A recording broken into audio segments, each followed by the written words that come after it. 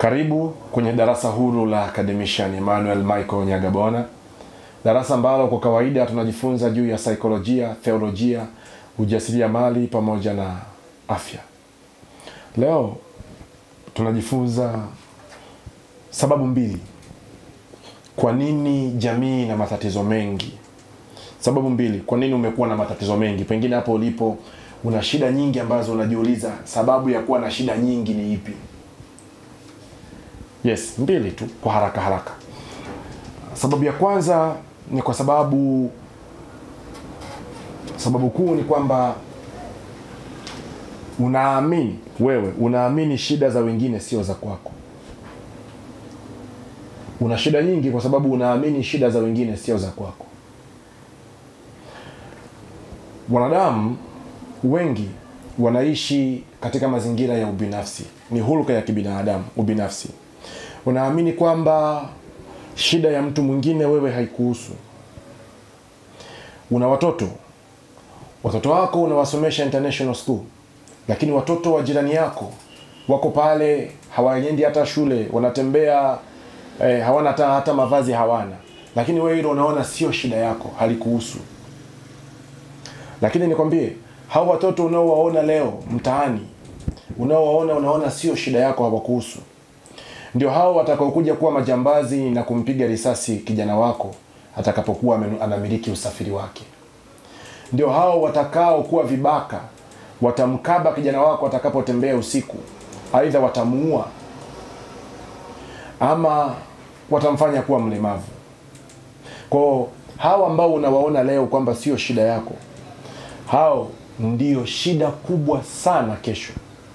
Ndio jamii itakayokutesa sana au itakayomtesa sana mwanao. Uko hapo kwa sababu yako matatizo ambayo wazazi wako waliona hayawahusu, lakini mwisho wa siku ndio yanayokutesa wewe.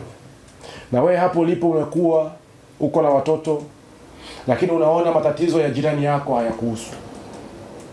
Jirani yako atashinda njaa, atalala njaa, wewe unamwaga chakula. Unaona shida zake hazikuhusu. Sawa. Hao vijana wanaokua wakiona ukimwaga chakula wao wakilala njaa, unawafundisha kuwa wabinafsi.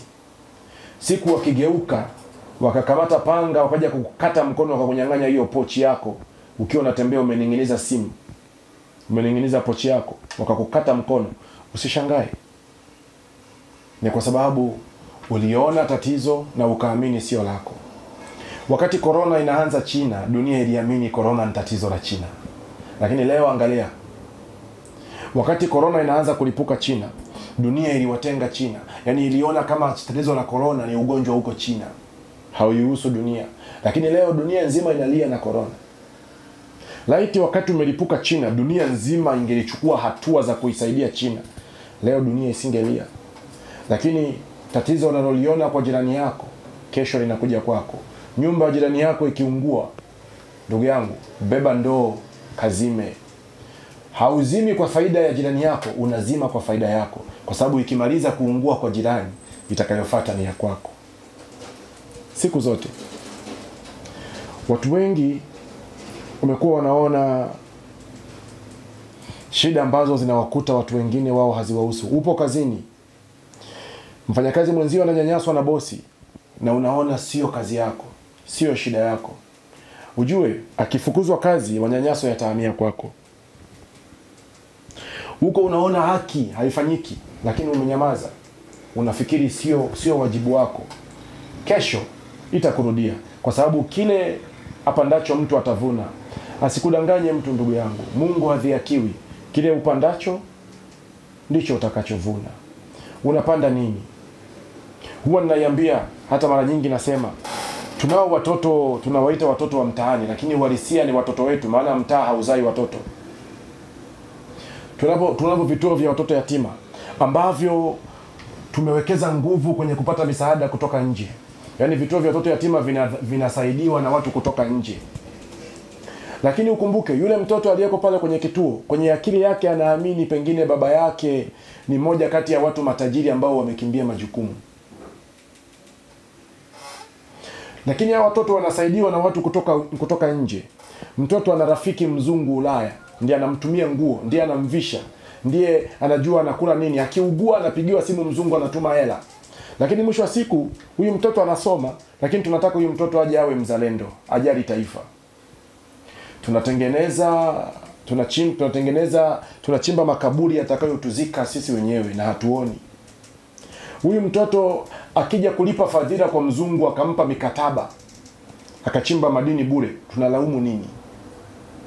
Ni kwa sababu tuliona shida yake sio shida yetu. Yeye kukaa mtaani sio shida yetu sisi. Lakini kesho akija akisaini mikataba mibovu, tunalia. Kesho akija akifanya maamuzi ya kijinga, tunalia.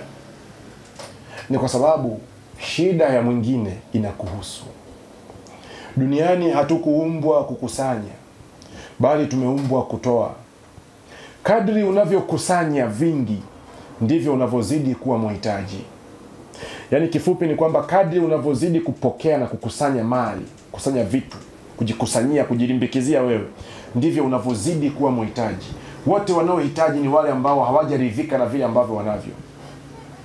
Kadri unavyozidi kupokea, ndivyo unavyozidi kuwa mhitaji, na ndivyo unavyozidi kukosa furaha. Unakusanya na hofu, ndivyo unavyozidi kukosa furaha duniani.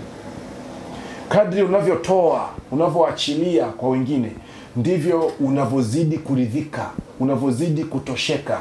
Kadri unavyoachilia kwa wengine, ndivyo unavyozidi kutosheka, ndivyo unavyozidi kuwa na furaha.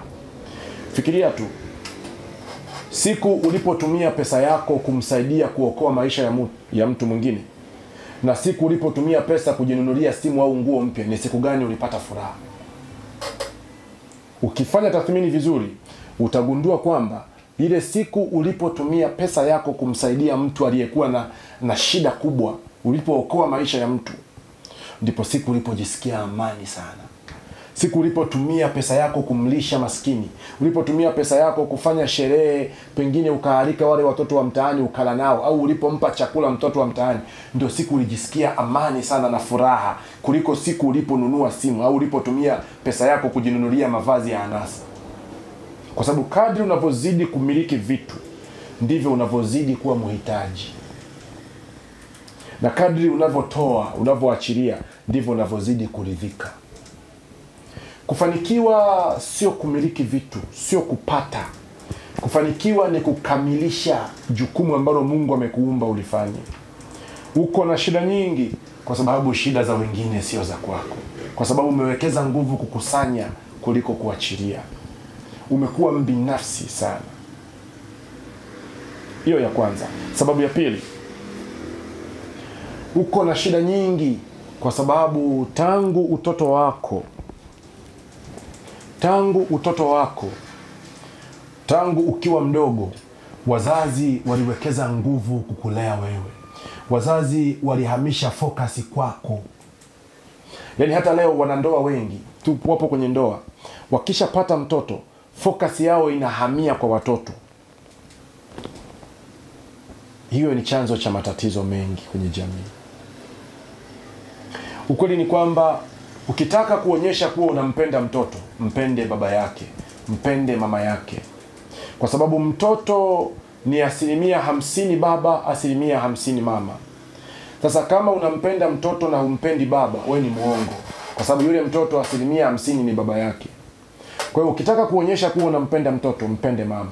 Ukitaka kuonyesha kuwa unampenda mtoto, mpende baba yake au mpende mama yake.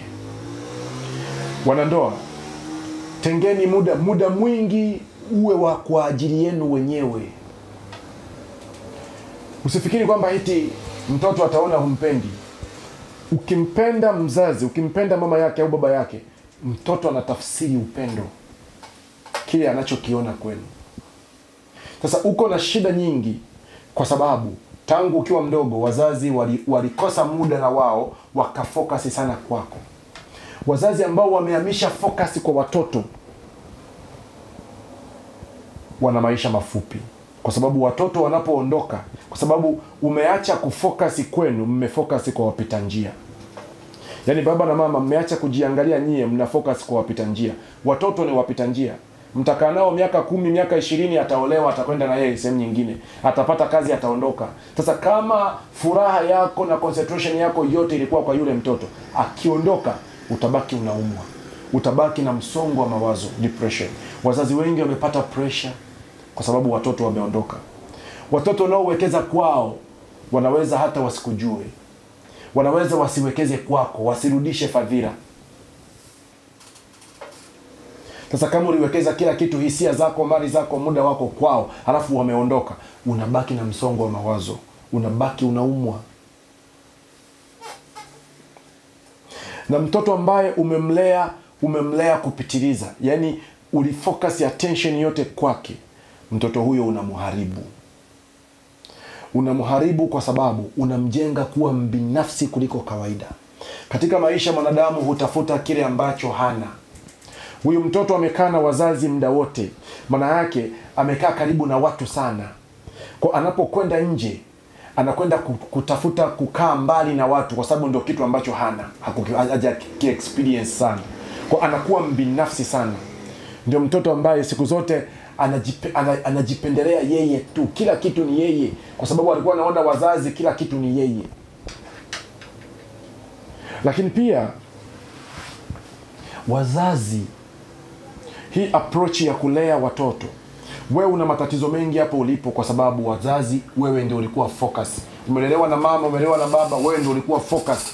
Ulibeba attention yake yote, akajisahau. Matokeo yake umeondoka nyumbani kwenu leo. Watoto ni matokeo ya urafiki wa baba na mama. Watoto sio marafiki zenu. Rafiki yako ni mkeo, rafiki yako ni mumeo. Watoto ni matokeo ya urafiki wenu. Watoto hata siku moja sio marafiki zenu. Watoto ni wanafunzi wenu. Wanapaswa kujifunza kutoka kwenu. Nini? Nyinyi mkipendana, wao watapendana. Kama ni mmoja, mkipendana nyie wazazi, akishindwa kwa sababu hana mtu mwingine, atampenda binamu yake, atampenda jirani yake, atampenda rafiki yake. Lakini nyinyi mpendane kwanza. Tuko na shida nyingi kwenye jamii, uko na shida nyingi hapo ulipo kwa sababu hukupata upendo. Ulipendelewa badala ya kupendwa. Wazazi walikupendelea badala ya kukupenda. Hawakukujenga kujisimamia, hawakukujenga kujipambanua mwenyewe. Matokeo yake umekuwa mbinafsi sana. Nawe unawajenga watoto wako hivyo hivyo. Unafikiri ni malezi bora. Mzazi inafika hatua wewe unakwenda kuoga na watoto bafuni. Unafikiri kwamba ndio unawafundisha. Mwalimu anaoga na wanafunzi wake. Watoto waliolelewa kupitilizwa wameharibiwa. Mjenge mtoto ajue kuwa na muda na mwenzi wako. Yaani ifike hatua umwache mtoto, utoke auti wewe na mwenzi wako, mwache watoto. Mtoto anapata nafasi ya kukua vizuri akiwa peke yake. Acheni kuwapendelea, wapende. Kumpenda mtoto ni kumpenda baba yake au kumpenda mama yake. Unapompenda mama yake, kwa sababu 50% ya mama ni mtoto, automatically hata kama mmeachana, usiseme kwa sababu mmeachana au mmetengana ukasema utampendaje wakati mmeachana. Ndugu yangu, kwani wewe hapo ulipo yawezekana hauishi kwenu, yawezekana uko mbali sana na wazazi wako, lakini unawapenda. Kumpenda mtu sio mpaka uishi naye. Kumpenda mtu siku zote ni kuhakikisha unamuwazia mema, ni kuhakikisha hauna hila ndani yake, humfanyii mabaya, unamuombea. Hata kama uko na mtoto, usimwambie mabaya ya baba yake au mabaya ya mama yake tu. Aone wakati mwingine unapiga magoti unamuombea mama yake. Aone ziko nyakati ambazo sio unasema mabaya, unasema mazuri ya mama yake, mazuri ya baba yake. Una display upendo kwa maneno na matendo yako. Hata kama mahusiano yenu mlishindwa kuhusiana vema, lakini upendo wa kumpenda kama binadamu uko pale pale. Uonyeshe kwa mtoto. Unapompenda mwenzi wako, automatically unampenda mtoto. Sasa tuko na shida nyingi. Sababu kuu ya pili ni kwa sababu tumefeli au jamii imefeli kwenye malezi ya familia. Familia ndio taasisi pekee ambayo tunapata jambazi kwa 100%. Tunapata mchungaji kwa 100%. Tunapata daktari kwa 100%. Tunapata rubani kwa 100%. Familia ndio taasisi pekee ambayo tukiwekeza kwenye familia vizuri, tuna uhakika wa kupata jamii imara.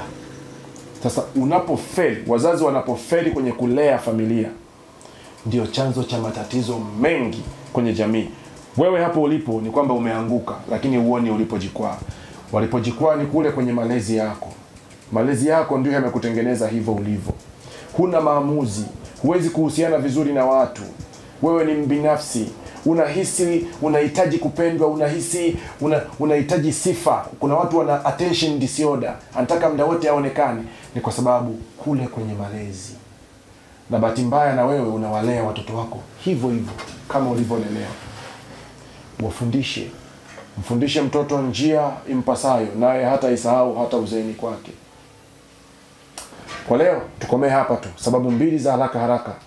Mungu wa mbinguni akubariki unapoendelea kufuatilia mafundisho katika channel hii. Tukutane wakati mwingine kwa masomo mengine.